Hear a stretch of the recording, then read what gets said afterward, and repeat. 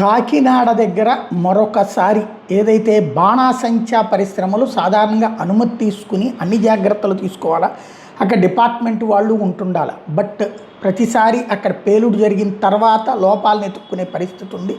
తాజాగా సామర్లకోట దగ్గర జరిగినటువంటి సామర్లకోట మండలం వేట్లపాలెంలో బాణాసంచా తయారు చేస్తున్నటువంటి కేంద్రంలో మంటలు చెలరేగినాయి. ఆ మంటలు కాస్త ఆ బాణాసంచాని తగలబెట్టడంతో అది కాస్త పేలుడు సంభవించింది. ఈ ప్రమాదంలో 4 మృతి చెందారు. కానీ లోపల 20 మంది కార్మికులు ఉన్నారు. వాళ్ళ పరిస్థితి ఏంటంటే సాధారణంగా అంత ప్రమాదంలో బ్రతికితే అదృష్టవంతులు అనమాట. ప్రస్తుతానికైతే 4 మృతదేహాలను బయటికి తీశారు.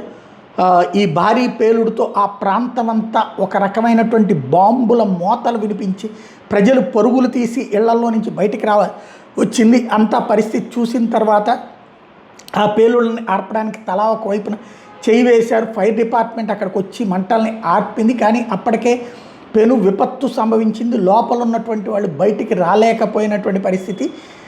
ఇప్పటికి కూడా అక్కడ గందరగోళ పరిస్థితి నెలకొని ఉంది.